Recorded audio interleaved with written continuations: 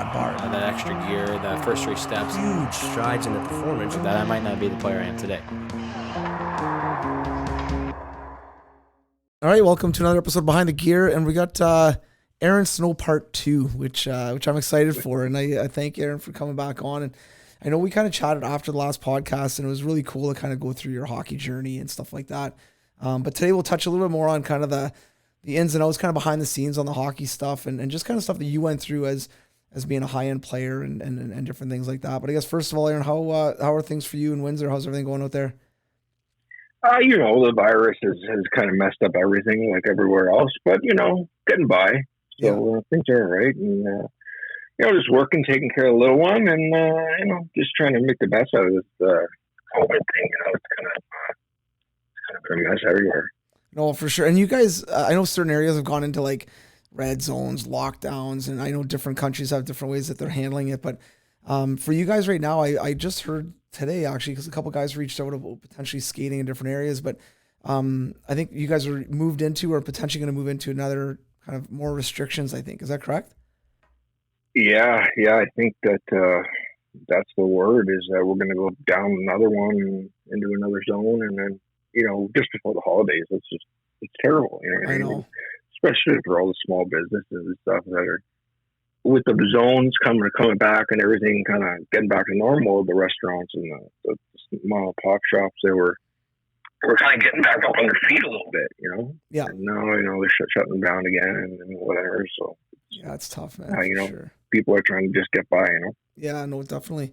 Now, for those who didn't tune in on the first one, it was a great episode just about kind of your hockey journey, obviously going through minor hockey and then getting drafted pretty high to the OHL, playing in the OHL, and obviously having dreams and aspirations of playing in the NHL. And kind of that didn't happen, and there's reasons, and we'll kind of get into that again today a little bit on just kind of today I'd like to touch more on the behind the scenes on kind of what happened, because you were a high end kid growing up. You were one of those kids in your area, your region, out in that Windsor area, that Windsor Tecumseh area, where in your age group you were one of the high end guys out of that pocket, right? So for you and a lot of times when we see minor hockey players who are looking at kind of even 8, 9, 10. I mean, I just went and watched a little scrimmage. My son's 8, so 2012, which is kind of crazy, right? But these kids were good. Like I was impressed, man. Just the skill set on them was really, really impressive. And there's some 13s that are really good, some 14s that are like, it's crazy, right? And that's really young. You're looking at 6, 7, 8, 9, right? For sure. But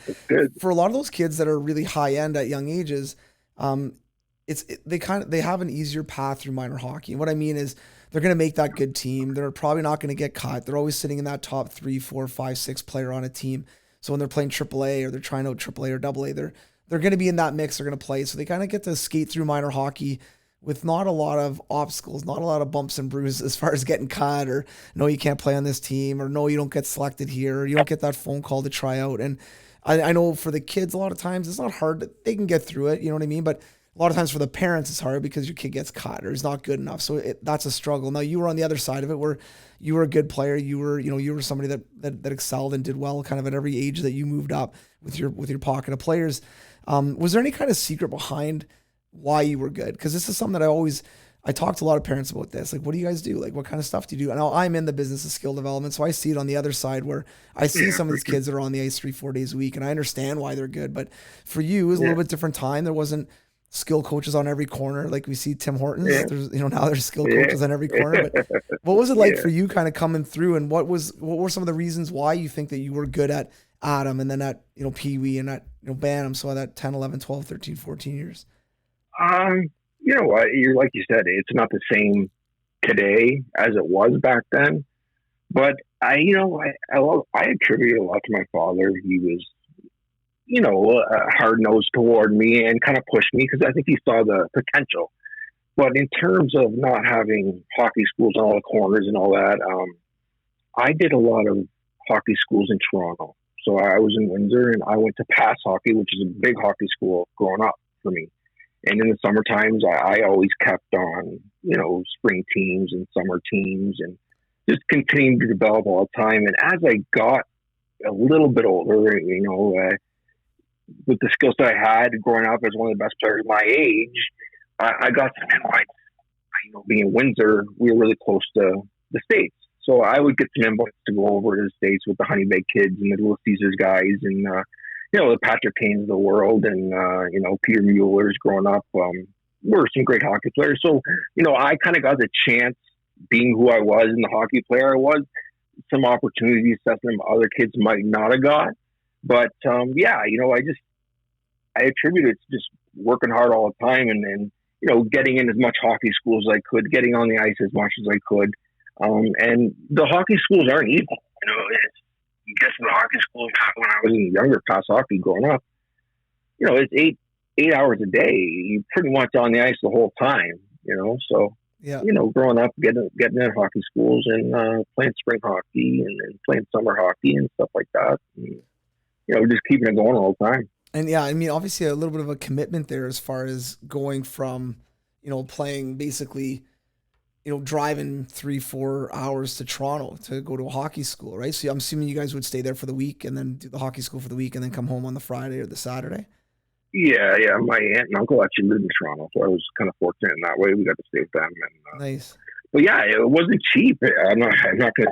I don't know the exact numbers, but it was probably at least $1,000 a week to get into the hockey school.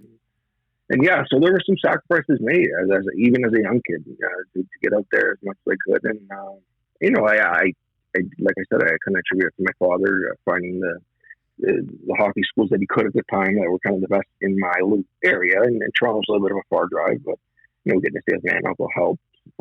And over in the States, it's only about half hour to Michigan. And so, getting over there would be an hour and a half drive to go play with those guys and do camps with those guys and, during the summertime. So I was fortunate in that way to get over there to the States also. But, even the kids that don't have those opportunities, like you said, there's a lot of hockey schools now. So find your local school and just always work hard, just always keep your stick on the ice and just, keep your head down and then don't let anyone else affect you, Yeah.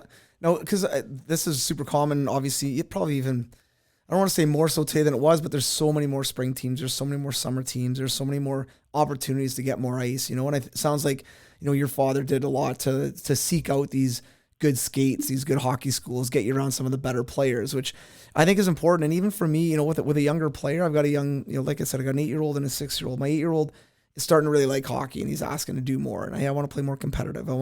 I've mentally been in my head battling between when do I start doing more? When do I just keep it like we're playing once a week, twice a week? That's all we're doing. That's kind of what we've done so far. We've got the extra odd little skate here and there. But after seeing some of these kids that are really good, as a parent, just being very honest, you almost get a little bit anxious. You're like, oh man, like, is my kid going to fall behind? And this is something I've talked about along, like keeping up with the Joneses, keeping up with the neighbors, trying to, oh man, I got to, so I think one of the things I feel is really important is reading your child. If your kid is, wants to go and play that extras tournament or wants to go do this stuff, and then I think then, okay, if you got the means to do it and the time to do it, then by all means go ahead. But sometimes I think players get pushed a little bit too much. And I guess the question for you is, did you see a little bit of that being around some of these elite kids? Did you see some of the kids that maybe got pushed a little bit too much or maybe got, you could tell as they were getting older, you saw them at 9 and then 10 and 11, 12, by 13, 14, they were just doing it because dad was driving. They liked hanging out with the boys and being around, but they kind of lost that drive for hockey. Was that pretty common?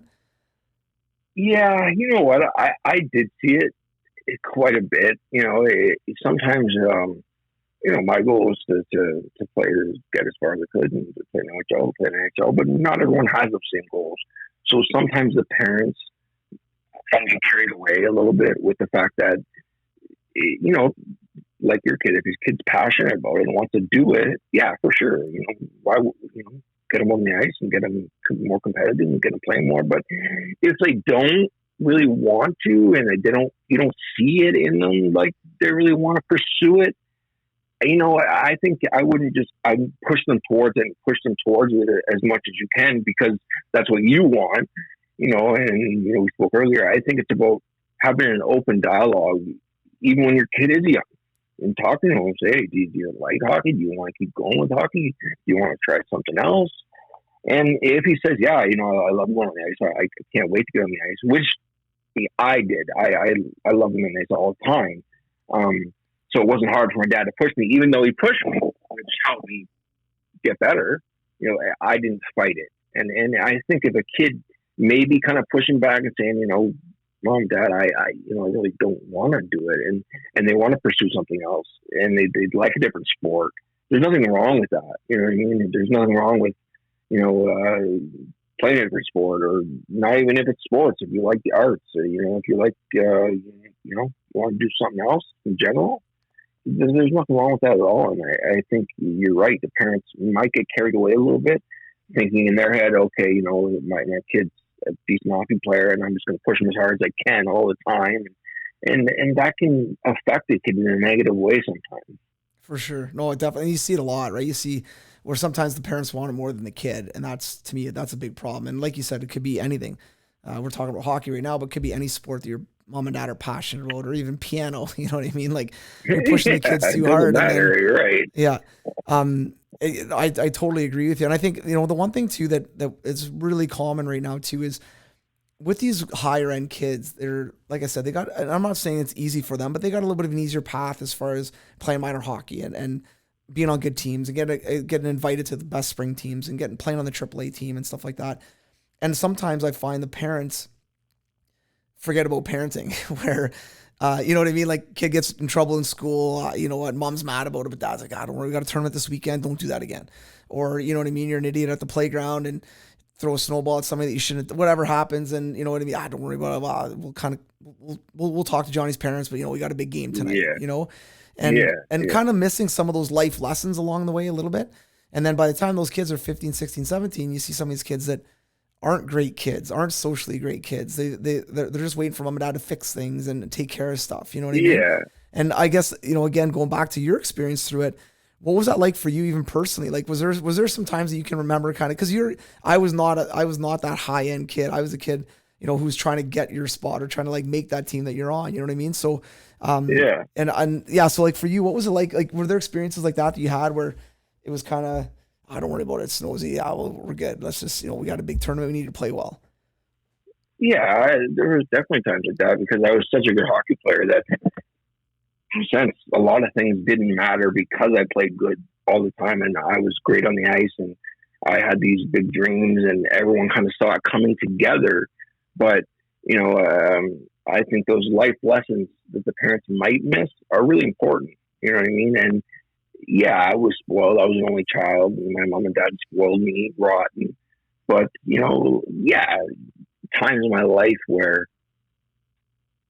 there was times maybe I acted up or I could have been disciplined a little more, but it was kind of pushed aside because hockey was more important.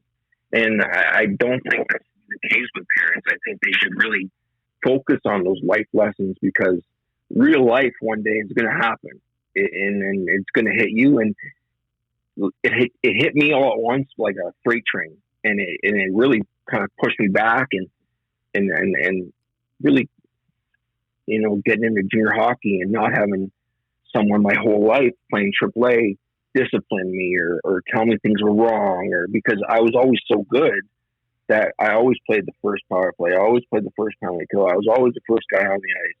So a lot of other things didn't matter because of that, but those other things should matter. Those other things, those times where you can discipline the kid if he's done something at school, or even if you see something on the ice, so, those life lessons are important. And, you, as a parent, just because your kid's good at hockey or sport, you shouldn't not get them ready for real life because, when you grow up, I moved away when I was younger and about 15, 16 years old. And I moved away to a new town. I lived with a new family, and that was really hard for me at first. And because I was such a good hockey player growing up, I wasn't really taught much about what was to come in life, what was to happen, and how life really was because it was just hockey.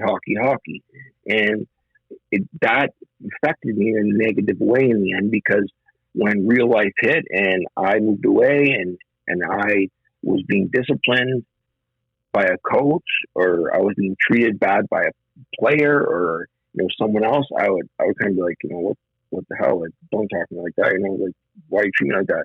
Because I was never really prepared for it. I was never really prepared for discipline where the coach may see potential in you, and that's why he's yelling at you. That's why he's pushing you so hard. And I took it personal when I shouldn't have. Looking back now, a long time ago when I played junior hockey and minor hockey and moved my way up to the ranks in the OHL and got drafted in the NHL, so it's important. No, I think you bring up a really good point where as parents, part of our job as a parent, and you're a parent too, so I want to kind of get your perspective on this because I know you've got a young child and I went through it. I'm still going through it with young kids, but there's a lot of things that my parents did that I think were awesome, and I want to do that again, and I want to make sure that, I'm instilling these morals or these little characteristics in my children, but there's also some things that my parents did that I'm like, I don't want to do that. I don't want to do it that way. I want to make sure that we have more communication maybe, or no isn't just no because I said it because I'm the parent. Like I hated that growing up. Like, can I go sleep over at Aaron's house? No. Why not? Because I said so.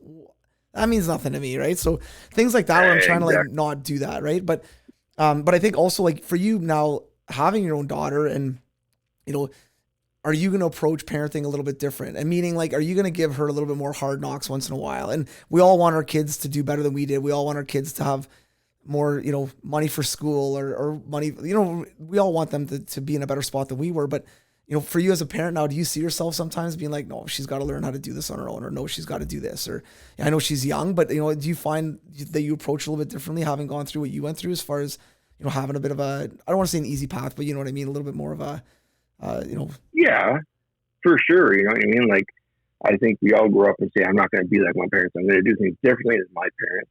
And yeah, like I am approaching it a little differently because, because of what I went through, like you said, I kind of had an easy path in life. And not to say that I didn't have hard times and I wasn't disciplined, by my father for, certain things, but the path was a little easier for me. And yeah, so when I look at my daughter and I look at her life and things like that, in a way, I'm not going to push her towards something and say, hey, I like this sport, so you're going to play it. Or, I like doing this, so I'm going to approach it into a way. She's going to find her path and she's going to find her passion one day and just kind of let it go like that. But at the same time, discipline is huge. And when she does something wrong, I'm going to approach it in a way where there should be an open dialogue between a parent and a kid, no matter how young or how old the kid is. Because that's huge when it comes to when real life hits, when you get into the real world and you move away for school or for hockey. And when real life hits, it can be, a big, big hit and a lot of stress and a lot of emotions and stuff because you weren't prepared for it as a younger child. So, I didn't have a real open dialogue with my father growing up, where it was kind of like you said, can I go sleep over at Wayne's house? No. Why? Because I said so. You know what I mean? It doesn't mean, like you said, it doesn't mean nothing to me at all. You know what I mean? Like, so that's just a small example, but everything in general, you know what I mean? Just everything. Like, I just think having a dialogue is big in every way when it comes to when your kid's allowed to drink. And you say, listen, no matter what time it is, or no matter where you are in the world, call me if you're drunk and you need a ride.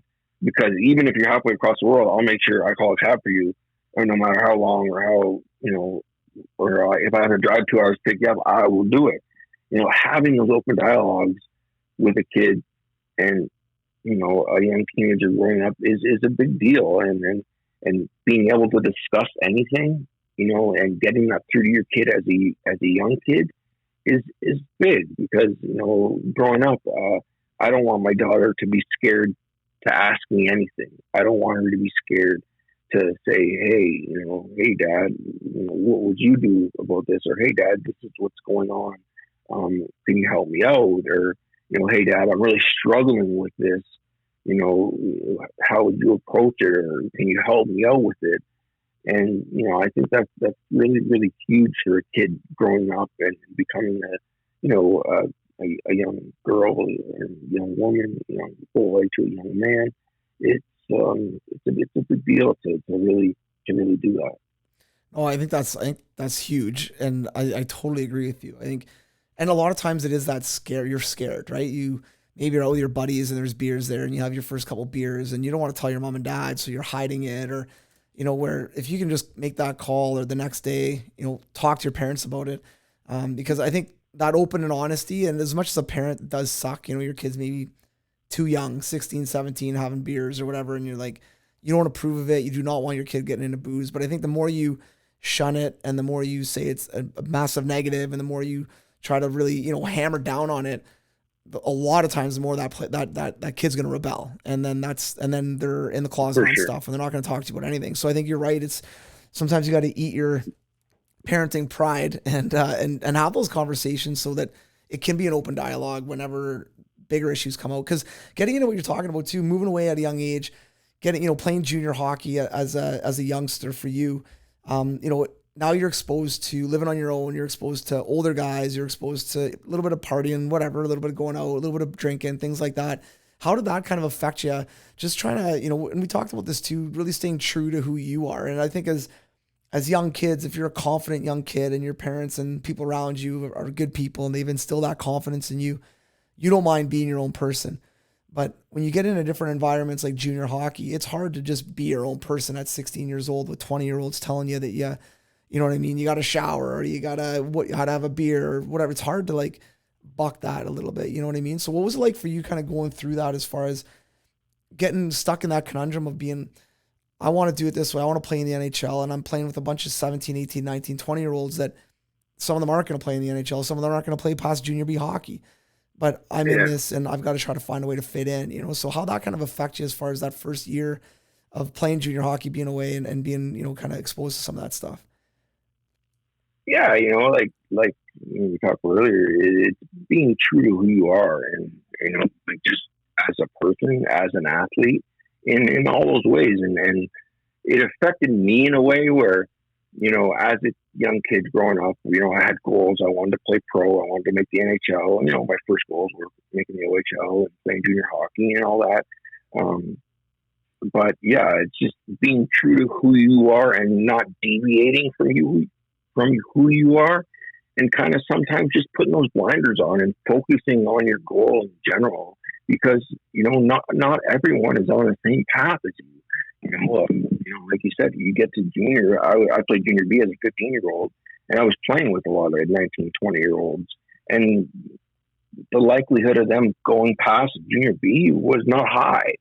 And so I think in a way, when I got to junior as a 15-year-old, when I played for the Country Chiefs, I kind of I didn't lose my way completely, but I lost my direction a little bit. I deviated from the straight line a little bit. I found my ways back to it, but I kind of lost touch with my overall goal of playing pro, and because I was just kind of caught in the moment of playing junior hockey and wanted to hang with the boys, and it maybe not too much peer pressure, but maybe a little bit, and just wanted to be one of the guys. So you can get stuck in that. And I got stuck in it a little bit, especially as a young junior hockey player. We're playing with older guys. And, I got stuck in the ways of just kind of wanted to be one of the boys more than focusing on that end dream I had all the time. And even when I got to the OHL, my goals were to play pro, and things were going so good all the time. And that's another thing. Things were always going well for me in junior hockey, even if I did have a couple of beers and I went out with the boys. And I deviated from my path a little bit, it always seemed to kind of find its way back. And I always seemed to be playing well. So when you play well, nothing else really seems to matter to anybody. You know what I mean? So, it's just being true to who you are and not letting outside factors and other people affect your goals. And we talked earlier, sometimes that's uncool. It's not cool to go for that run on the Saturday when the boys are going out, or hit the gym after a long hockey practice or a long game, where everyone's going home to play video games or play poker with the boys. And sure, that might seem uncool to them, but if that's your main goal and that's what you want to do and you want to make it, sacrifices have to be made. And I made my sacrifices and I worked my ass off all the time, but I deviated from that path of my goal of playing pro, and it affected me in some ways. And I think it goes back to I think a lot of it mentally. Like so when a player goes to play junior for the most part, they're physically there. They don't know if they're gonna make the team. They're kind of in the mix, even if they're young and they're maybe underdeveloped, but they're kind of there. They're skating, their skills and stuff are there to be able to play junior.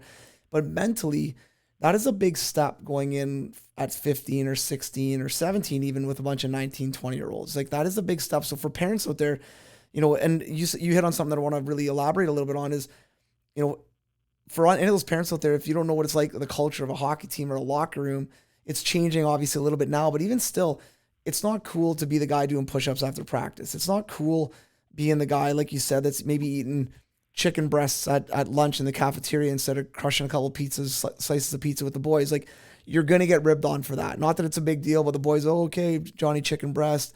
All right, buddy, you're going to play in the NHL doing push-ups. Like you're going to get those little chirps from some of those guys, And if you're not mentally tough enough to be able to say, yeah, whatever, like I'm doing what I'm doing, it's easy to stop doing those push-ups. It's easy to stop eating the chicken breast. It's easy to start making different decisions that, like you said, are going to deviate you off that path. And if you don't find your way back to it, then you're going to continue kind of falling off the rails a little bit. And I think that's really important for kids to have that confidence, and then also maybe even have that open dialogue like you talked about earlier with their parents, where they have a dad who's involved and because a lot of times what happens too is these kids go play junior and they're not prepared.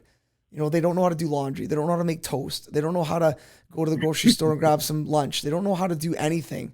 And the parents send them away, and then they're just like, all right, good luck, buddy. Go play hard. Well, what about all the other things that are going to be surrounding just hockey? Hockey's great, but that's like when you moved away to play junior, that's a small part of it. Now you got a whole new group of friends. You got a whole new group of peers. You got a whole new group of adults that are around you. Like there's a lot of different things you got to think of when you send your kid away, right? So number one, making sure that they're mature enough to be able to go away and be on their own for a little bit. And number two, make sure that they're prepared. I was talking just the other day to somebody, but I'm like, I wish somebody had to talk to me a little bit more about how homesick I would have been when I went away, and just how hard it was the first couple of weeks, right? You're sitting on the couch thinking of your buddies, like, man, maybe I should have done this. Maybe I should just go home. Like, but I didn't know what that was going to feel like. I wasn't really prepared for that, but so I think that there's a lot of different things that parents have to be responsible for when they're sending their kids away for that first junior or that first time away. Because there's so many outside things that impact these young players, right? And it's so easy to get thrown off that path a little bit. And even to this day, like, the social aspect of a team is a big, big piece of it.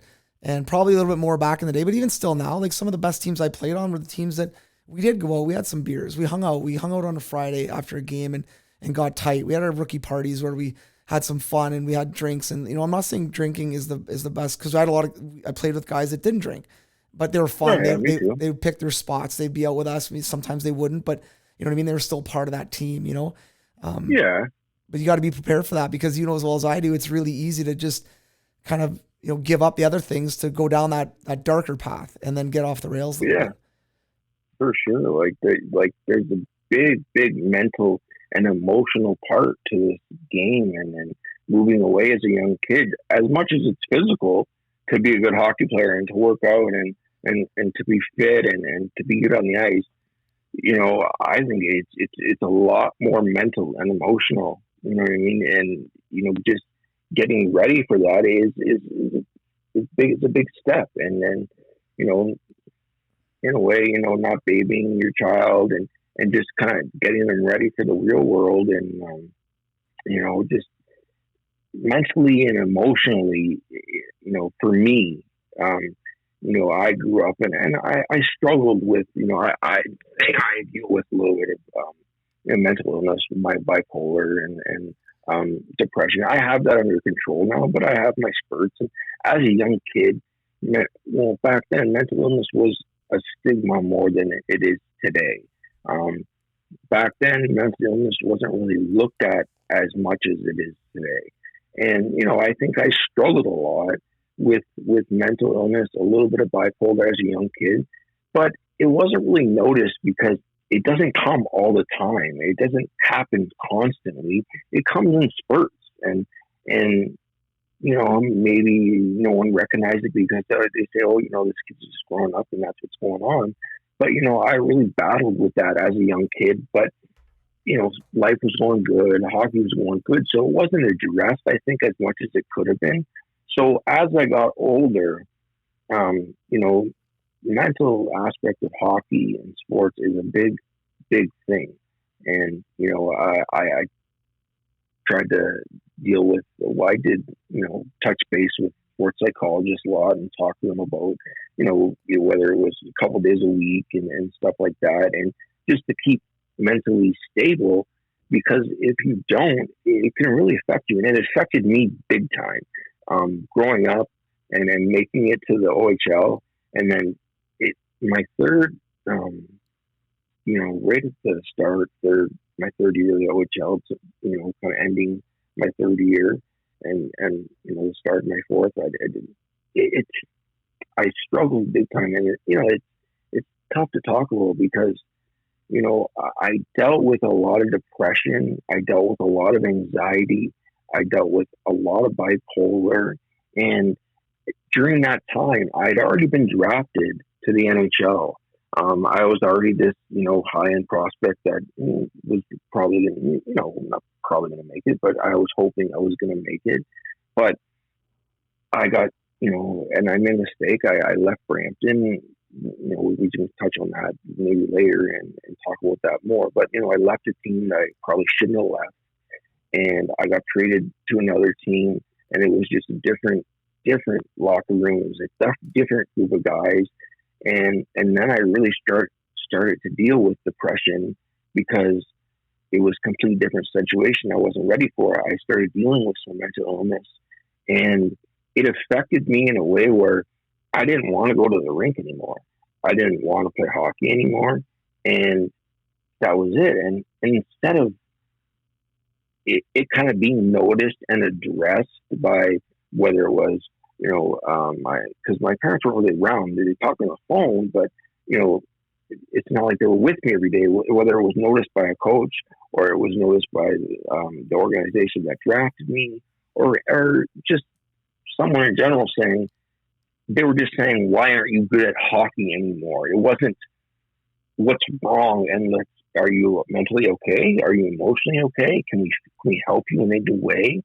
It was just like, okay, he's just crappy at hockey, and he was just a one hit wonder. He had one good year, and that was it. So we just sweep one under the rug, and then that was it. So I really, really struggled with depression in that time, and it was the most important time of my life. I had 2 years to sign an NHL contract, and I didn't end up happening. And those are the 2 years I've struggled the most in my life. Someone works their whole life for 10 years to get their PhD, become a doctor. I worked my whole life to get drafted in the NHL and play pro.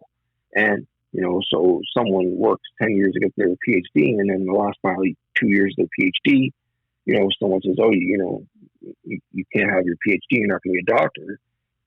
That was kind of like, it's a different example, obviously, but no, that's what kind of happened. Yeah. It's what kind of happened to me, Like you can almost kind of see the light, right? You get drafted to the NHL, your dream, it's awesome. You had a really good year the year before.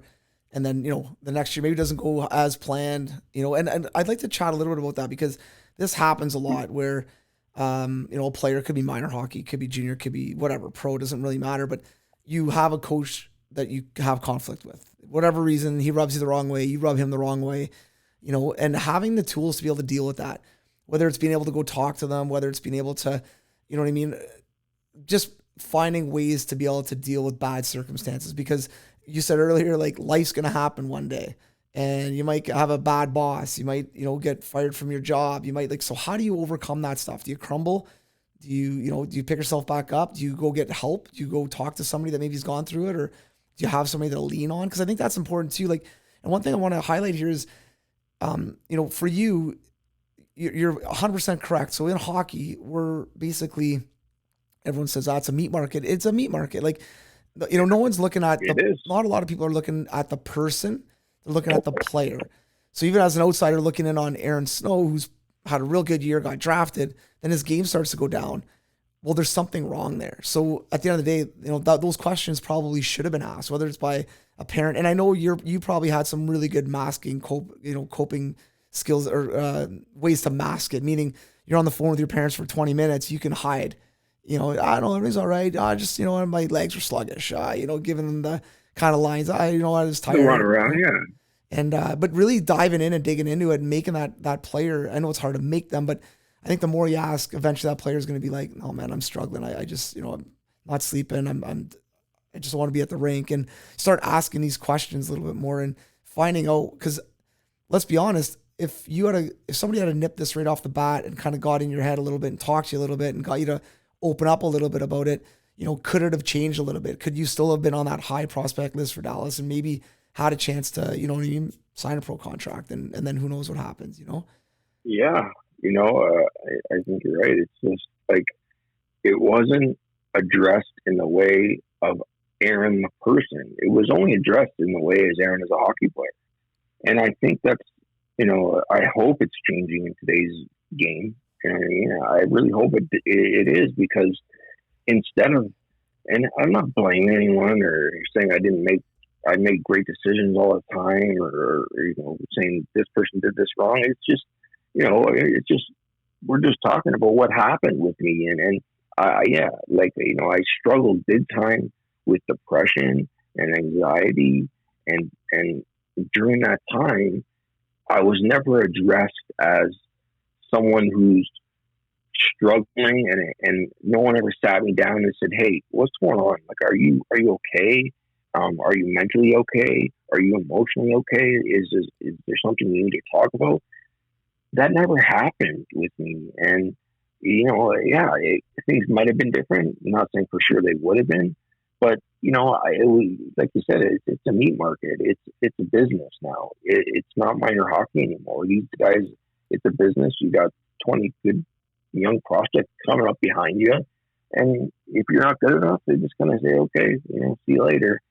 Instead of maybe seeing that me, referring to me as a person, as someone who's had an amazing young hockey career, as someone who works their butt off all the time. And, I was almost the best guy in my fitness test every year in Brampton. That says something itself. You know what I mean? Like, I worked hard off the ice, as hard as I did off the ice, on the ice. And, so when all this went down and my career kind of started spiraling a little bit, I wasn't a drunk, which I might have been labeled as, because that if there's something going on, he must be drinking, he must be doing drugs. That wasn't the case for me. And I, when it happened, and they, said that's what's going on. That has to be what's going on, right? He's just not playing it anymore, and that's it. He's done, right? And so it's seeing me as someone who is really struggling as a person and needs some help and addressing it. So I hope those things change a little bit. I hope it's not seen as much as a business in the meat market, and then kids are disposable, because they're people. And even if they're not the best hockey player and they're not going to make pro and they're struggling, it should be addressed. It should be dealt with. And, I just hope things change in that way in hockey in general and in all sports. Well, I think it has. I think the culture's definitely changed over the years, obviously. And even, even in the last 5 years, I think it's changed a ton more, which is good. But there's still got a bit of an old school mentality to it. You know what I mean? And I think, but on the flip side of it, I think there are more resources out there now. I think coaches and players, even in management, are more aware that, mental health is a massive issue. And I think every one of us listening to this, walking the streets right now, everybody has dealt with some sort of mental illness, whether it's someone in your family or you personally, or, you know what I mean? And I've talked about this before. I know I've gone through little bouts of depression when my business wasn't doing well, and you look back on it and you're like, man, yeah, that's why I was staying up till 12, 1 o'clock watching Netflix when I probably should have been doing other things, or you just get in funks, you get in these little funks, now mine is, I'm not comparing mine to what you went through or what anyone else went through, but I think everyone's got kind of coping mechanisms that they use. And when you were going through it, kind of when things were spiraling and stuff like that, what did you do? Did you just kind of dark room yourself? Did you get more extroverted and like kind of go out with the boys more and do more things like that? Or like, how did you kind of cope with it? Because I think this is important too, because you talking about this, number one, is huge, because this happens a lot, and not because of hockey, just because it's life, man. You know, you get stuck in bad situations. You have some mental health stuff comes out, you know what I mean? And you deal with it maybe inappropriately, or, you know, so for you, what were your coping mechanisms? Like, what did you do when you felt yourself kind of going into a bit of a funk, or being depressed a little bit? You know what? I kind of went both ways. When it came to hockey and it came to going to rink, I went introverted. I was, I'm not going to deny it. I was the last guy on the ice. I was the first guy off the ice. I wanted to go home right away. I didn't want to be at the rink. I didn't want to be around the boys. I didn't want to talk to the coaches. I didn't want to play hockey. And that's just, it's hard to say, but it's true, because I loved the game so much my whole life. And then all of a sudden, I don't want to play hockey. I don't want to go to the rink. And it's like, no one noticed anything. Like, yeah.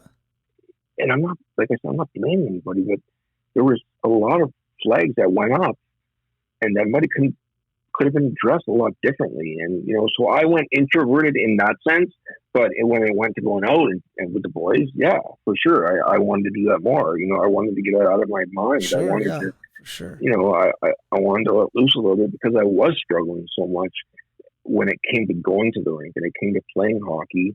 And it wasn't that I didn't have the skill anymore. It wasn't that I wasn't a good hockey player anymore. I had these mental health issues that were so deep and so ingrained in me, and they became so apparent that it just affected me so negatively that, I went from being drafted 90th overall to, there was no chance I was going to get a contract and out of the OHL within a couple of years, you know what I mean? So I worked my ass off my whole life to get there and to sign a contract and to be a pro hockey player, whether it was NHL or Europe or whatever. I'm not saying I would have played in NHL for sure, but I think things could have been done a lot differently in that way. So, I dealt with them in a way where I didn't want to be at the rink. I didn't want to be on the ice anymore. And that's completely unlike me, because I loved going to the rink all the time. And I loved being around the boys and, shooting the breeze and just, it was something I enjoyed so much my whole life. And then at the snap of a finger, I got traded, and a couple things went on, and I think I discussed it in the first podcast about there. Wait, sorry, yeah, say that again, because you're kind of with your headset there, but go ahead. Yeah. Oh, sorry. I think I discussed it a little bit in our last podcast about what happened in Belleville and what happened with some of the, fans or billets or everything that, and that didn't help my situation at all. Well, basically, just to cover it real quick for anyone who didn't listen to the first episode, but we won't go into it in detail, but we just talked about this the other day as well, on just fans ripping on 16, 17, 18, 19, 20-year-olds and inappropriately just saying stuff about young kids that are playing junior hockey. And, and that's something that affected you, obviously. And that, you read this stuff, or you hear this stuff, or you hear the rumors, and yeah, it's easy to say, don't worry about it, man. They're just a fan. Like, don't worry about it. But it sticks with you a little bit. You know what I mean? And then it's not good for mental health. And on top of that, if you're going through some mental health stuff, that just compounds it and just kind of hammers it, right? Yeah, for sure. And, like I mentioned in the last podcast, I really don't think it was fans. I think I have an idea who it might have been. I'm not going to speculate or anything and say anything much more about it. But, some things happened that I was already spiraling. I was already struggling, that just kind of, put the foot down on my head more and kind of pushed me a little farther where, okay, maybe can I believe this BS that's coming in, because he's not playing well? Is that what's really happening? So, because I stopped playing well as a hockey player, I was kind of forgotten about as a person. And, and that's unfortunate, because, I really, really wish it was addressed. And I really wish, looking back now, I would have maybe tried to address it more. Yeah. But you live with your decisions, and things happen. If we go back to kind of leaving the team kind of in your third year, obviously, maybe not seeing eye to eye with the coach and having some obstacles there, and kind of play is not going the way you want it to go. You're not maybe playing the way you like to play. Obviously, the coach isn't happy. Was that kind of one of your first, I guess, bigger confrontations with the coach? Like from that point on, or I guess throughout your kind of minor hockey, then the first couple of years of junior, was it pretty good relationships with the coaches? You got your ice time. You played kind of every situation. You were leaned on quite a bit when you were playing well. And then this was an old school coach who was kind of keeping you accountable and didn't maybe like some certain parts of your games, trying to help you through it or trying to, and not saying it's right or wrong, because every player's got to be dealt with differently, right? And some players you can yell at, you can push, you can knock around a little bit and they're fine. You know what I mean? I don't mean physically knock around, but you can hammer on them a little bit and get on them a bit. Where some players and a player, let's say like of your kind of status and type of player you are, you probably don't have a lot of coaches on you. As long as you're scoring goals, putting up points and helping your team win, keep doing what you're doing, keep doing what you're doing. And then now you get a coach that kind of gets in your way a little bit and says, hey, no, it's not how we do it here. How hard was it to go through that experience, just having a coach that was on you a lot more and kind of riding you a little bit? I think it's tough because, like you said, growing up, there wasn't many obstacles for me. I had a great relationship with my coach in minor hockey. I played all the time, and and I was always playing good, so there was not much adversity. You know what I mean? And getting into junior B was kind of the same thing. I had a good relationship with my coach, and I played quite a bit. And yeah, I this comes back to something we talked about, is kind of life happens. You know what I mean? It's when I got to Brampton, I had a coach who was a little more old school, and that's just the way he did things. And he was a good coach, and I regret what I did, and if I could go back in time, I wouldn't have done what I did. And yeah, we had our clashes and we had our confrontations and all that, but it was something that I think he saw potential in me, and he saw that I could be something as a hockey player. But as a young person, I kind of fought back against it, and I wasn't really ready for that confrontation. I wasn't really ready for that pushback because it had never happened in my life before. You know what I mean? So, looking back, yeah, he was just saw something in me, and he was pushing me, and he was kind of a hard ass on me because of that. But I took it personal then, you know what I mean? And when I shouldn't have, but I was young, and I didn't know much about life and what was to come. So, I dealt with it differently. And was it a build-up? Because, leaving a team, especially in the OHL, you're already drafted, and obviously things weren't going well for a little bit, but was it kind of a build-up to that one point, that one game where you're like, I'm done, like I'm not dealing with this anymore? Is that kind of weeks kind of practice? When you're having a conflict with a coach, it's, man, you're at the rink 5, 6, 7 days a week sometimes, depending on the week, right? At least 6 days a week. So, man, you're seeing that person every single day, practice, games, and it's really hard, man, to find a way out of that, number one, or to even just be able to deal with it on a daily basis. So I'm assuming it was quite a bit of a build up to that point where you finally just said, forget it, I've had enough. Yeah, it wasn't a one day thing. You know what I mean? I'd gone there as my first, I was drafted there, and I went there as a rookie when I was, 16. And yeah, it wasn't just a one day thing in my third year where I just said, okay, see you later. It was a build up, and we had our clashes, throughout my years there, and I was kind of in a way fed up with it, but I was young, you know what I mean, and I'm older now, and like I said, I would have done it completely differently. But yeah, it was a build up. It was little things like me wanting to have my sticks that I viewed my whole life, and him saying, you're just, spoiled, and why do you got to use these sticks, and getting on me for little things that really I don't think he should have, but they kind of affected me because I just felt like he was constantly kind of just, pounding me, it kind of happened and happened and happened. And, I made a decision during the game in Saginaw to say, I was going to say the F word, but, That's right, yeah. to say screw it. Yeah. And I left, and that was a mistake I made as a young kid. And I think if I would have done it differently, I would have just, because I was in a power play and the power play just started and he took me off and I was pissed off and I came off pissed off and he said something and I said, get lost, and I hopped over and I left. And, Yeah. It was something that, I look back on and say, it was a big mistake.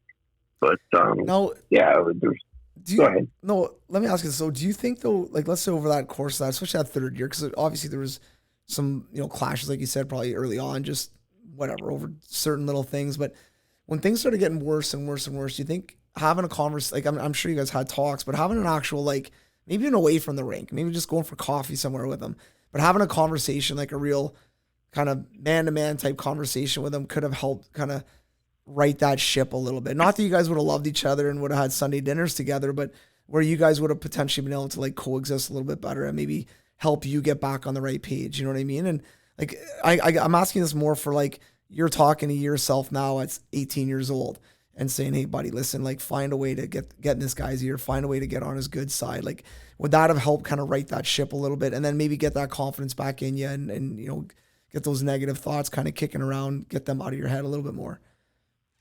Yeah, and honestly, like I wasn't really on his bad side. He liked me, and he was a good coach. It was kind of a spur of the moment thing that happened, and I left, and I didn't go back, and but yeah, I think leading up to it, even when I got there in my first year, having a more open dialogue and this, you see coaches more nowadays that are players coaches. Everyone's different, not everyone's the same. So you got to treat everyone a little differently. You got to be a hard ass when it's time to be a hard ass. But, if they make a good player, they do something right, or even if they do something wrong, just, constructive criticism that way instead of just yelling and screaming and just getting on someone as a kind of an attack style instead of more as a learning experience.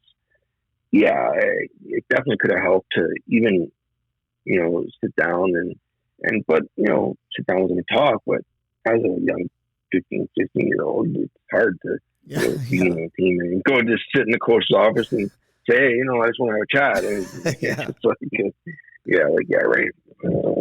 It might have happened, and it could have made things better. Well, this is something I've talked about with parents a lot is, you've got an 8-9-year-old who maybe, isn't getting ice time or is not getting along with the coach or isn't on the power play or whatever that is. I know 8-9 is young for power play, but let's just say that's happening. But starting at young ages, having those players talk to the coaches. Now, as a parent, I would go in probably with my son and, but you got to do the talking here. You're going to talk, you're going to ask him, why you want, I'll be there just to watch and, whatever, help you out if you need help. But you've got an issue and I want, so what I'm getting at is I went through it when I was older. I was intimidated by coaches. Like, your coach is your coach. And you're right. Going to the coach's room, hey coach, can I talk to you about ice time? Like, but man, once you do it once and then twice and then 3 times, it gets easier and easier. And, and the way you do it, there's got to be tact to it. You can't just go in and say, hey, why am I not on the power play? You gotta squeeze it in there. Like, hey, what do I need to do to get on the power play? Like, you know what I mean? There's ways to go about it, right? Exactly. And I think it's huge for those kind of moments because if you haven't really done it on the way up and maybe your mom or dad has always been the one sending the emails, making the phone calls, talking to the coaches. Now you get to a situation in junior where things aren't going well and, you're looking over your shoulder like, okay, who's going to help me here? And now it's on you. And a lot of guys and a lot of girls even will just bottle it up inside and just deal with it and have a crappy year and go through the trenches the whole year rather than potentially having that conversation with the coach and maybe being able to air some stuff out that like, okay, this will be way better, and being comfortable having those conversations because it is not easy to go to a coach and try to have a conversation with them. Yeah, you're right. It's tough, and I think that comes to maybe, right, as a young hockey player, start it even as a parent, encourage your kid to, like you said, talk to the coach and ask, if you're on the power play, what can I do to get better, to make those steps. And if you ingrain that in them as a young hockey player, then it'll come easier when they do get to junior and they, try and make pro and they're in the OHL and get into those top leagues. It could make it easier to have an open dialogue with your coach and talk and just tell them, like, I want to know what I do wrong all the time, not all the time, but so I can be a better hockey player, so I can make the power play, so I can make the penalty kill. So yeah, it doesn't have to start out your first conversation like, hey, I want to play power play, penalty kill, and I want to do everything. It starts off with small things, just talking about little things and maybe how you could develop better and what you could do a little better, and then those deeper conversations about playing more and about potentially help leading the team more and being one of those top guys. Those conversations may come easier than when you start off small and you start off with small talk and just try and show the coach that you're interested in being better. You're not just interested in playing the power play because it's the power play. You're not just interested in playing more because you want to play more. Really show the coach. And this comes down to leading by example also. You know what I mean? You work your butt off on the ice, they're going to notice. You know what I mean? And if you don't work your butt off on the ice, they're going to notice too. So if you don't work your butt off on the ice, that's not going to be a long conversation with your coach. Yeah. He's just going to say, hey, you're not working hard enough. Yeah. So if you're doing the little things right and you're showing your coach that you want to be a leader and you want to play more and you want to get more ice time on the power play and the penalty kill, and you're working out after the practices and the games and you're doing those little things, he's going to notice. So then the conversations, they could mean something eventually. Yeah. No, for sure. I totally agree. I think it's a learned skill, right? Being able to communicate, number one, is a learned skill. And how do you get better at any skill? You got to practice it, right? So get an opportunity to talk to authorities a little bit and talk to teachers, I think it's huge, and that it hopefully translates to help you get out of holes, later on down the road. At what age were you kind of aware of kind of the mental health issues that you were kind of going through? And at what age were you diagnosed, or did you actually kind of seek out some help to kind of figure it all out? So when I talk about that now, I think it was, like I said earlier, it was more when I was younger, but I think like a lot of mental health issues, as you get older, they kind of come out more. So when I was younger, it might have just been like, okay, these are growing pains and, he's just lashing out for this reason, when really there was something going on. But, I really started to notice it, I think my first year of the OHL, because I really just, actually my first year, I didn't play much. Yeah. It was my rookie year, and with an all-school coach, all the older guys played and stuff. But in my second year was the pressure year because it was my draft year to the NHL. And I really started to notice that when I didn't have a good game, I was really lashing out. And I was when I had conversations with my father on the phone after the game, I was yelling and screaming, getting really angry. Like I'm not going to make it. Like I'm not playing well enough. And it was constantly like that. And that's why I had a better second half to my draft year. But I really noticed it in that first year of the in the second year of the OHL, my draft year to the NHL, that I was really had these really, really, really highs, and I had these really, really, really lows. You know what I mean? And that's typical bipolar behavior is your highs are high and your lows are low. And I deal with today, which I have under control, mania, manic depressive, which is mania is you're go, and your brain's too much for your brain, and you just kind of come a little bit delusional, and because your brain's so work, and it's just too much going through it. And, so, I dealt with that as well. But, yeah, I really started to notice it in that year. And then, once I got a little bit older and once I got drafted, to the NHL after that year, it was kind of like, it comes back to our other conversation. Okay, everything's going well in hockey. Yeah. So nothing else matters.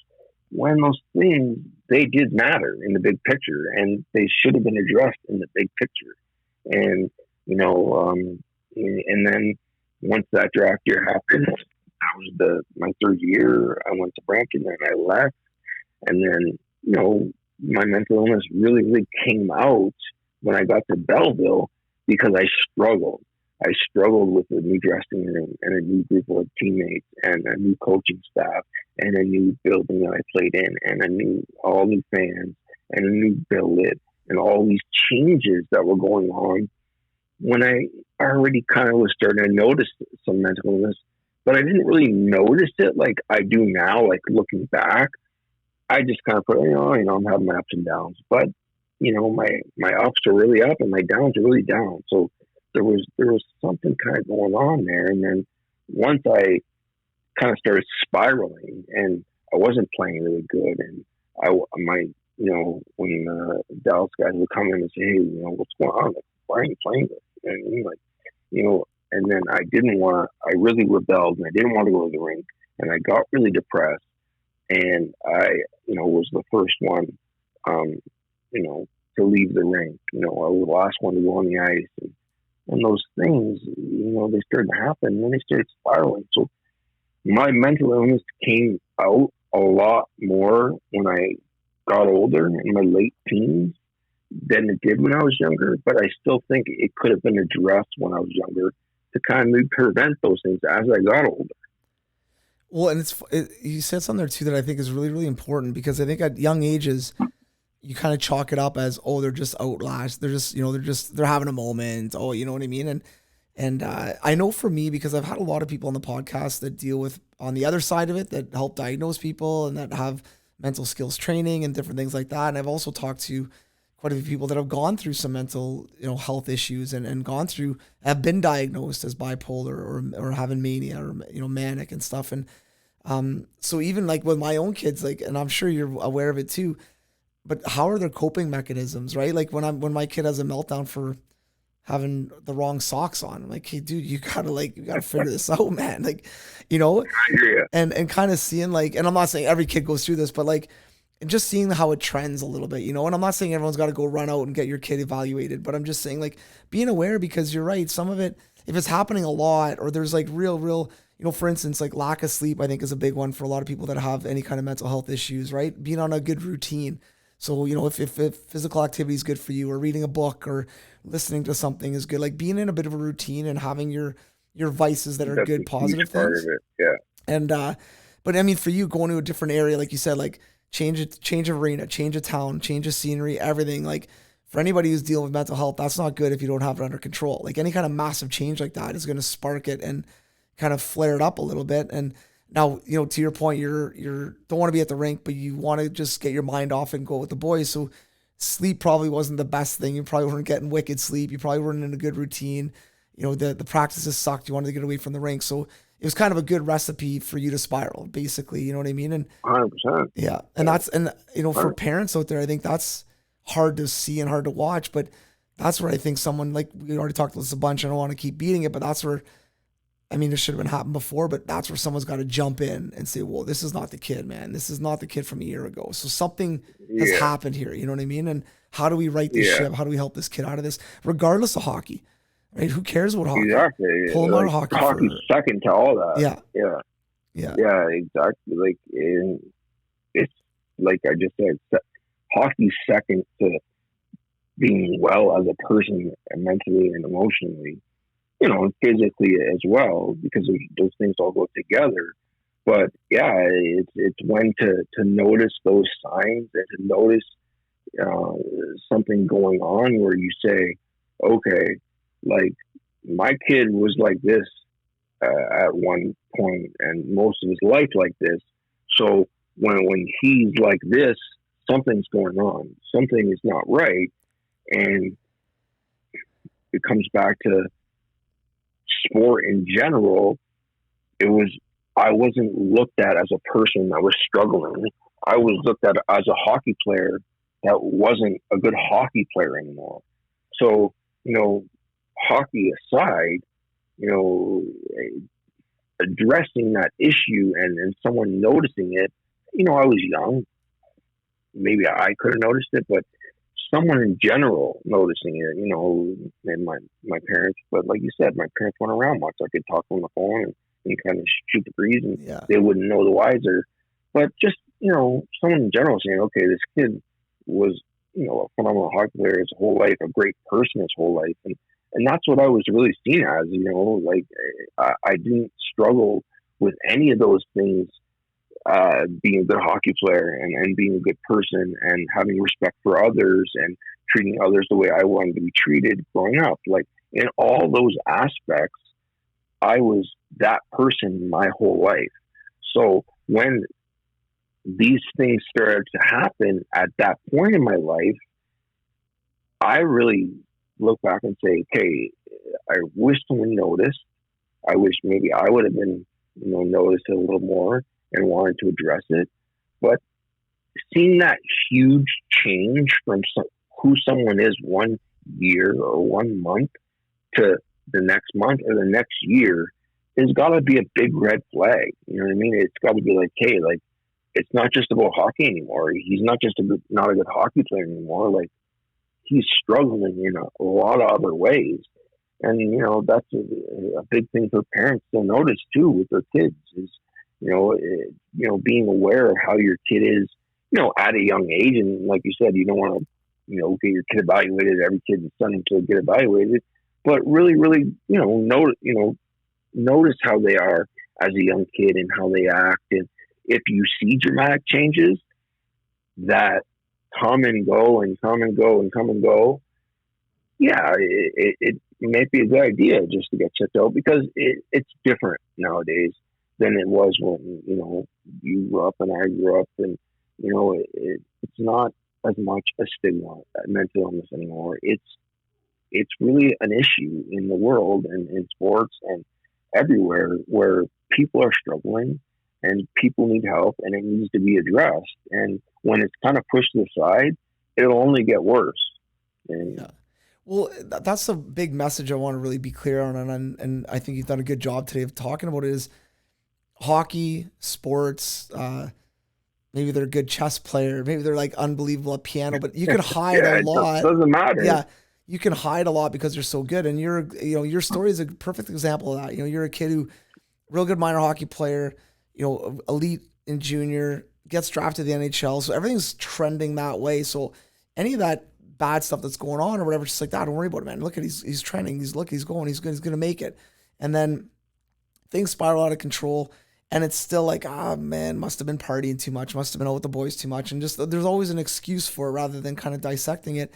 And the other thing too that is crazy is that not only did you spiral out of control like a little bit in junior and then kind of ended your junior career, and then you went on to play, another great brand of hockey in CIS. Now, I know that any player that goes to the OHL, the last thing they want to hear is, hey, you're going to love playing CIS, right? But you played it. It's a real good brand of hockey. It's an awesome, 100%. 100%. But, you battled through this for like another 2-3 years, playing university hockey, right? And kind of, and I mean, I can't imagine, right? Like knowing, man, that you were in a darker spot or kind of spiraling a little bit, and then I'm going to keep doing this. I'm going to keep playing. And now you're adding school to this. You're adding like other things to it. You know what I mean? And I guess we talked about kind of CIS with you a little bit as well, but what was it like behind the scenes for you in playing university hockey as far as just, was it hard? Was it easier? Cause there's a lot more social outlets there and it was kind of easier to kind of get around and kind of I don't want to say mask, but maybe just more outlets for you to kind of be more social and kind of get your mind off things? Or was it difficult to be playing a high level hockey again with school and all the other things that go around it? Well, like you said, in like junior hockey and pro hockey, it's a meat market. There's so many kids coming up and they don't care, if you don't play good, keep it aside. Whereas Western and university, it's kind of more just about school, and it's more about, it's school first and hockey. It's a great hockey league, and it's completely underestimated and overlooked. You know what I mean? In that sense. But it was almost like a relief for me to get to Western, and I play with guys I know, and to play in a good hockey team, and to battle for national championships. Because I loved hockey my whole life, and I lost my way a little bit in OHL, and when I got drafted to the NHL, but I never lost my love for the game. I still love hockey, and I'll always love hockey because it was a huge part of my life. Yeah. You know what I mean? But, when I got to Western, it was just different. The mentality is different. The outlook is different. Like you said, there's more outlets, in socially, emotionally, physically. It's not just about hockey anymore and making the NHL anymore. It's I want to say more laid back because it's really competitive hockey. That's great, and I loved it, but it wasn't the same as the OHL and trying to make pro, where I kind of, because I took a little bit of time off before I went to Western. After all, I spiraled out of control a little bit there in the OHL. And I said, I still want to play hockey, and I still love hockey. And I got to Western. I had a good group of guys, good locker room, good coach. So, I got the passion for the game back again, which I had lost. Like I said, I didn't want to go to the rink anymore when I was in Belleville, and I didn't want to play hockey more when I was in Belleville, and I hated it. And I really, really battled with depression and anxiety and everything. And it just was the perfect storm at the wrong time. Yeah. But, it happened. And, I got to Western, and, I was, playing, whether I was playing good or not, which I was playing good, and I was competitive, and, but it was just that we got that kind of love for the game back, because it was just about the game, and it was about, school. It wasn't about money anymore. It wasn't about a business anymore. It was just really fun, competitive hockey, a good group of guys. We battled our butts off every day, and we had a good time when we had time. But it was completely different. So for me to go from where I was in the OHL and kind of spiraling to get to Western and enjoy hockey again, it was a huge relief in that sense. And there's more outlets there to talk to the guy, because when you're in the OHL and junior hockey, the guy next to you wants your job, and everyone wants to be the best. And you get to the CIS, yeah, sure, the guy next to you wants to play more than you, but it's not like it is in junior, where the guy next to you might not like you or hold a grudge against you because you're playing on the top line. You kind of all buy in, and you play as much as time as you can. And yeah, you want to play as much as you can, but it's a completely different environment and mindset once you get there. Yeah. No, I totally agree. And it's nice that it kind of allowed you to reset hockey a little bit for you too, and just kind of, like you said, kind of get that love for the game back a little bit, which is huge. And I think anybody who's played a long career, meaning played junior hockey and played OHL or college or whatever went on, I think we've all gone through a period of our careers where we're like, I'm not liking the game, whether it's a bad coach or whether it's a couple bad teammates or you're on a terrible team. You're like, I get this done, man. I'm done. I want this season to be over. I think everyone's gone through spouts of that, a week of that, a month of that. You're in a slump, So to get on a good, or get back into a good environment with good guys, good coach, good program, I think is great to hear. And it's nice to kind of get that reset for you, I'm sure, to kind of get moving forward on that. So kind of a good end to the kind of hockey career. Then when you wrapped up there, I know we kind of talked about this a little bit last time. We don't have to dive into it tons, but how did your whole career at Western kind of come to an end? And what was it like after that for you? So did you have, I'll kind of leave it at that. We can dive into it. I have no problem discussing it. So I was in my third year, started out great. I got picked to go play for Team Canada at the World University Games in Turkey for a couple of weeks during the holidays. And a week before we were leaving, or a couple of weeks or a month before we were leaving, I got hit awkwardly. I was making a play towards the net, and I kind of just went along the boards down in the offensive zone on the right side. I remember the play like it was yesterday. And the defenseman, I didn't have the puck anymore. I didn't have the puck for about 10 seconds, but the defenseman was kind of backing up, and I was kind of going forward. And the defenseman saw me, and he was skating backwards, and I was kind of right against the boards. So I kind of tried to get by him, but he swung his hips and got low really quickly and swung towards me.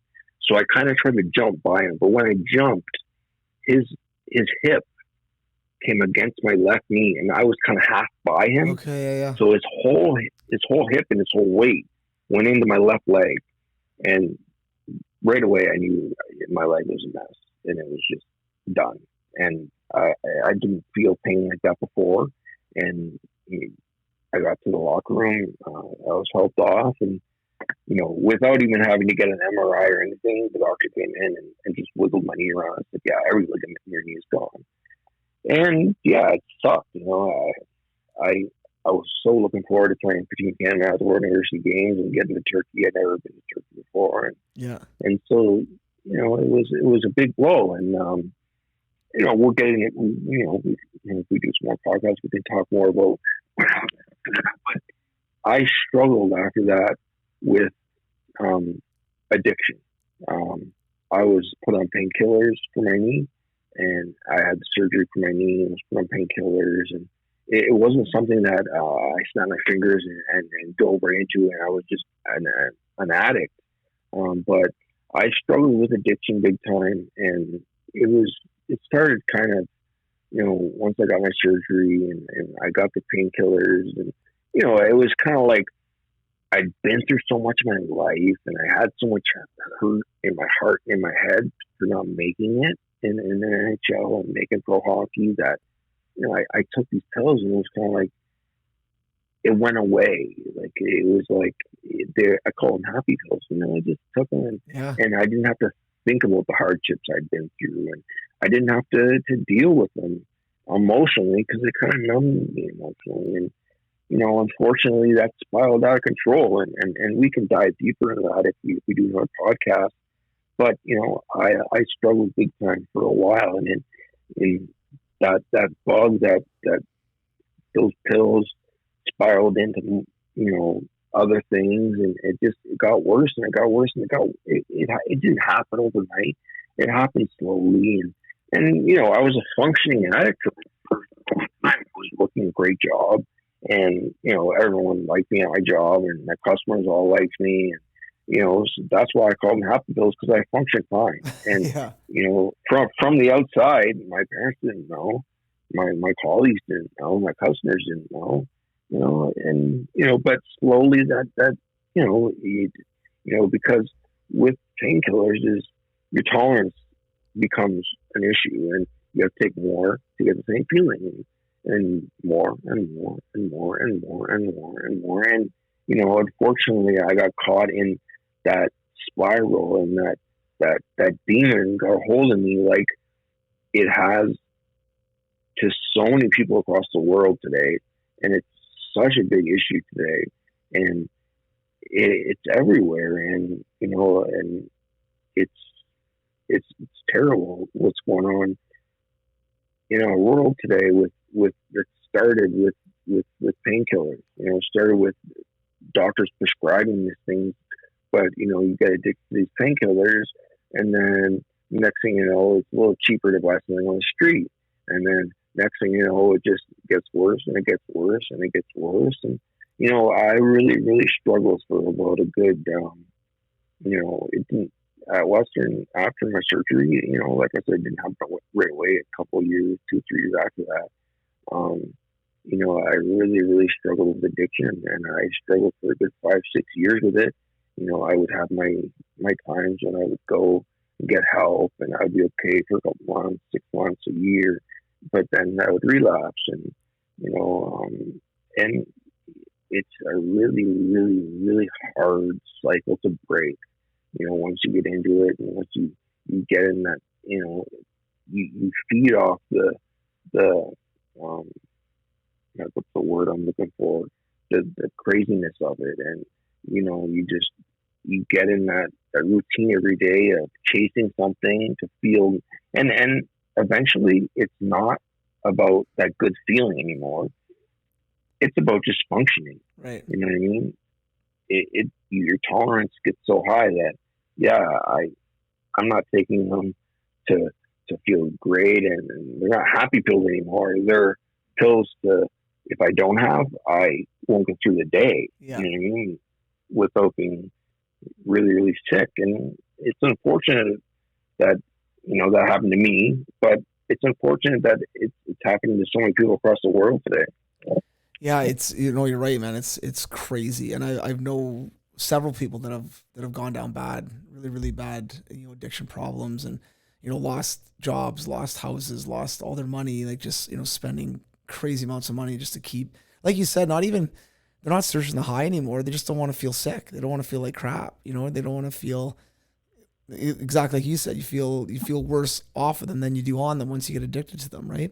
Now, did anybody talk to you about the addiction part of painkillers when you, like, after surgery, for instance? Like, did anybody talk to you about, hey, just be careful with these, take them only if you need them? Like, was there some advice given on that a little bit, kind of as you got out of surgery and kind of needed them a little bit just to deal with the pain of post surgery? Or yeah, I don't really want to, like, I have stories and things I could say that, doctors made it really, really easy for me to get what I wanted whenever I wanted.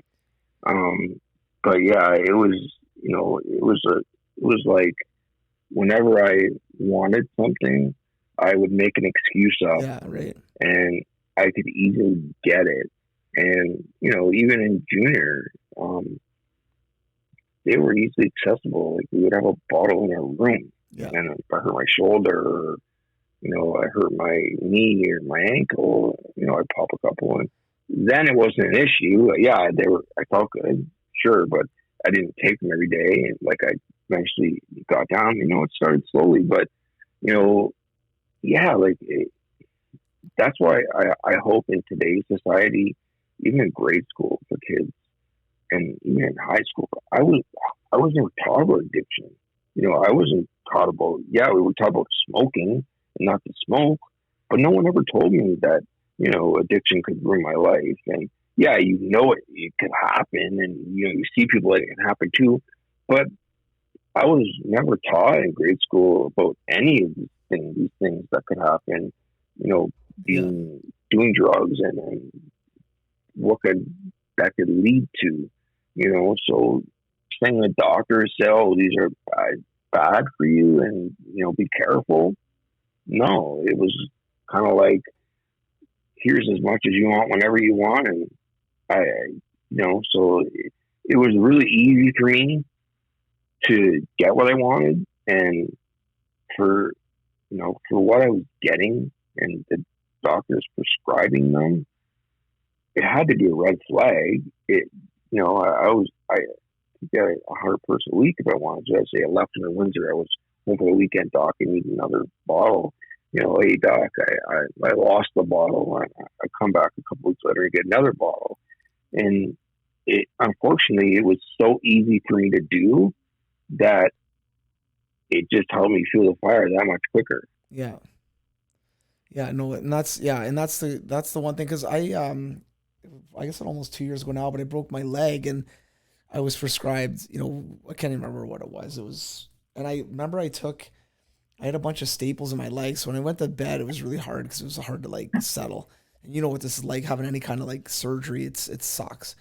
So I remember taking half a pill the one time, and it felt okay. Pain went away, which was great, but I didn't like how it felt. Like, and I was this is only a year or 2 years ago. So I was very aware of this could grip you. Now, I'm not saying taking a pill, 2 pills, 5 pills, or taking a week of it's going to be careful, because you're going to spiral out of control at all. But I was very conscious of it. And that was all I took. I think I took one entire pill over a couple of days, like a half and a half, just to numb the pain a little bit. And but I was aware of it because I've had other friends and people that have gone through it, and I was not that I thought I was going to get addicted to it at all, but I was like, I don't even want to love the feeling of this because. Like you said, like the happy pills, man, these are great. Everyone's at work and at school. I'm sitting laid up on the couch. You know, it'd be easy to pop a couple and just like be in La La Land for a couple hours on my own. You know what I mean? And I was like, I don't want to do that yet because I don't want to like it. And then who knows? You know what I mean? And but only because I was more aware of it because it wasn't 10, 15 years ago. Because to your point, like in locker rooms, you know, remember, you know, when I played for sure, there was. You could get, you know, Sudafeds, you could get whatever. There was a tray of stuff that you could, you know, use, you know, kind of take before games or whatever. That was just normal. That was just what it was. And if you had no idea what you were doing or had no control, you had access to whatever you wanted. And that's a scary thing too, especially when you're 18, 19, 20, 21, 22, you know what I mean? You're in the young years of your life. And yeah. Yeah. It's even like you see and the last couple of years, I watched some specials on the football players where they did back then. They just wanted to get the football players on the field.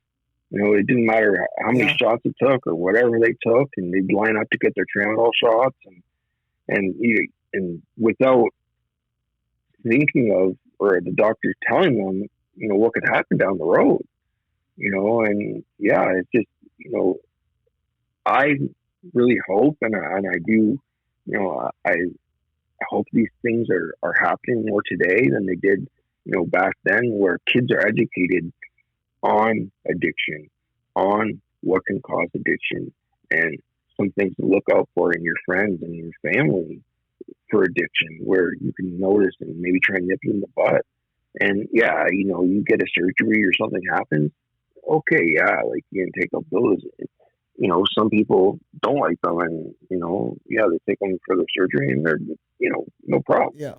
And you know, yeah, when I was a junior, I took a couple when I was hurt, and that was it. It wasn't like I was like, okay, these are great, I can take it every day.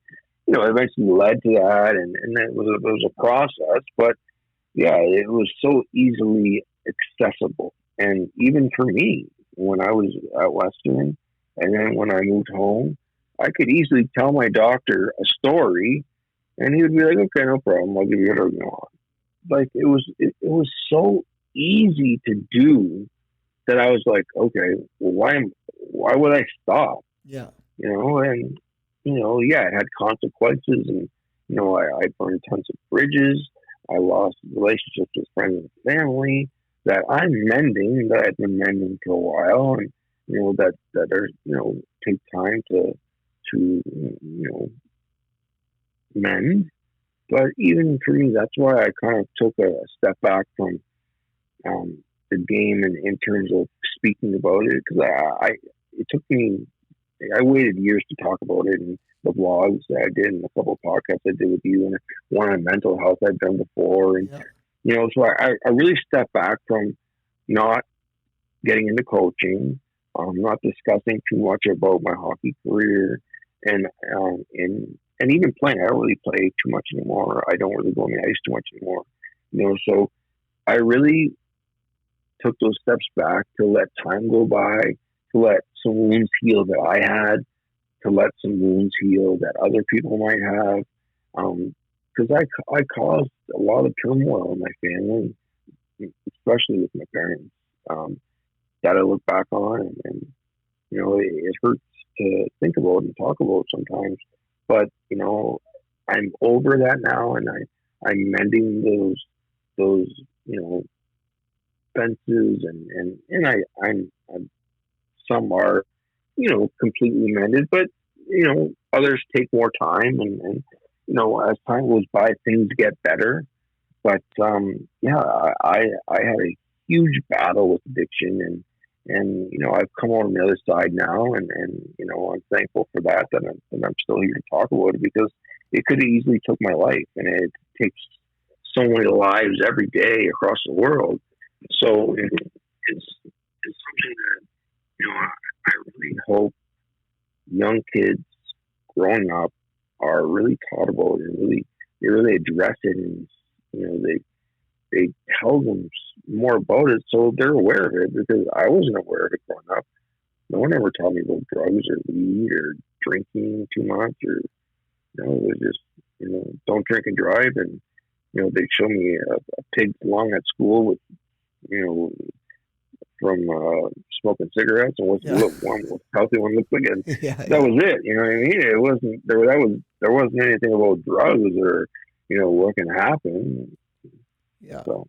No, man, and I don't want to take up all your day, but I really appreciate again talking about this. I know last pod we touched on it a little bit, but I appreciate you coming back on and kind of talking a little bit more in depth on the whole thing. And I think this is important for parents even more than the players and the parent, especially parents of younger players, just having that open conversation, just having conversation about these types of things that not to scare kids, but just so kids are aware. And I think as they get older, if you have these conversations at younger ages and not crazy young, but in that kind of impressionable years when they're 11, 12, 13, then when they get to 15, 16, 17, and they're starting to get more exposed to this kind of stuff, depending on the circles they're in or what they're doing, then hopefully they can make better decisions on it. So I really appreciate you coming on and talking about what you went through, because I know it's not easy, and it's not always, you don't always know exactly who's going to be listening to this. So it's not easy to just talk about it, but really appreciate it.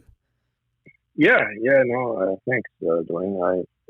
I like coming on. We had a good chat last time and a good chat this time, and maybe we can do it again again. For sure, man. Part 2 in the books. We'll have to get some more parts after this for sure. But thanks a lot, buddy, and enjoy your day. Okay. All right. Yeah, you too, man. Okay. To kind of raise that bar. That extra gear, the first 3 steps. Huge strides in the performance. That I might not be the player I am today.